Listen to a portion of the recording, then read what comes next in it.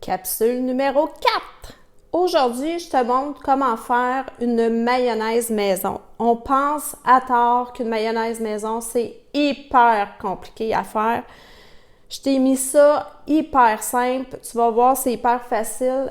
Moi, je le fais avec ça, ici. Et je m'excuse d'avance.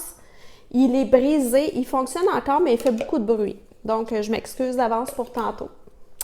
Très simple.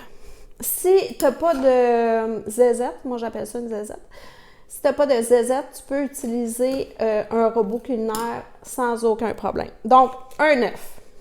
Okay. Plusieurs recettes sur Internet suggèrent de prendre seulement que le jaune d'œuf. Moi, je déteste le gaspillage alimentaire, donc je prends l'œuf au complet.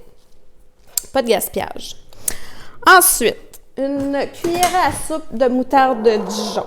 Si tu n'aimes pas la moutarde de Dijon, elle n'est vraiment pas obligatoire dans la recette de mayonnaise, mais moi j'aime ça parce que ça donne un petit kick de plus. Je trouve ça vraiment bon. Fait qu'une cuillère à soupe. Je vais mettre le jus d'un demi-citron, à peu près. Là, j'ai un gros citron ici, je ne le mettrai pas au complet, mais je vais en mettre peut-être 2 cuillères à soupe, mettons. 2 cuillères à soupe.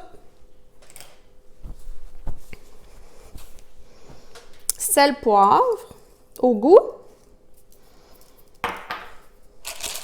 Ça, c'est la recette de base pour faire une mayonnaise. Après ça, tu l'adaptes comme bon te semble. Une tasse d'huile. Moi, j'utilise l'huile d'avocat parce que c'est une bonne huile pour la santé. L'huile d'olive, il faudrait utiliser l'huile d'olive douce. Parce que l'huile d'olive est quand même assez amère et c'est pas mon choix numéro 1 pour faire une mayonnaise. Je trouve que la mayonnaise elle a un goût trop amer. Donc, c'est vraiment l'huile d'avocat que je préfère le plus. Donc, tous mes ingrédients sont là. J'ai un pot fait sur le long. Je mets mon jaune d'œuf à l'intérieur ici. Donc, je dépose ma zézette sur mon jaune d'œuf et j'actionne ma mixette. On va l'appeler la mixette.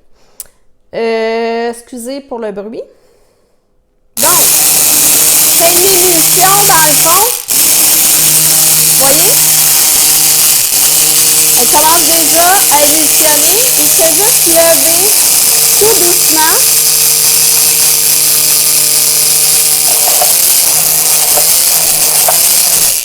Voilà, c'est simple de même faire de la mayonnaise.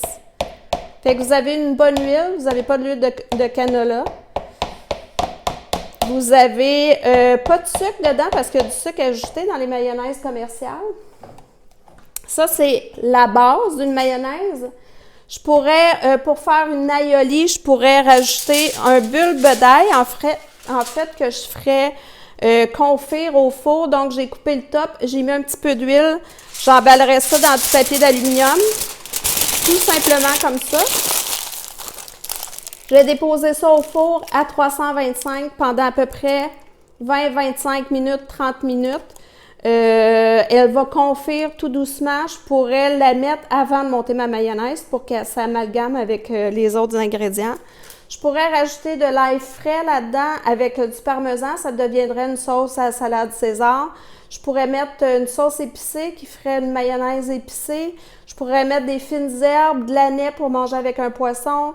Je pourrais mettre de la coriandre pour manger avec un plat mexicain, peu importe. Donc ça, c'est vraiment la base. Et vous y ajoutez ce que vous préférez dedans. Facile, facile, facile. Ça prend 2 minutes. Ça se conserve à peu près 4-5 jours au frigidaire. Ça fait à peu près une tasse de mayonnaise. Nous, mettons que je mange la raclette puis que je fais un affaire de même, une batch de recettes. J'en ai pour le souper. Mais ça se conserve facilement 5 jours au réfrigérateur. Facile? Est-ce que tu vas faire ta mayonnaise maintenant?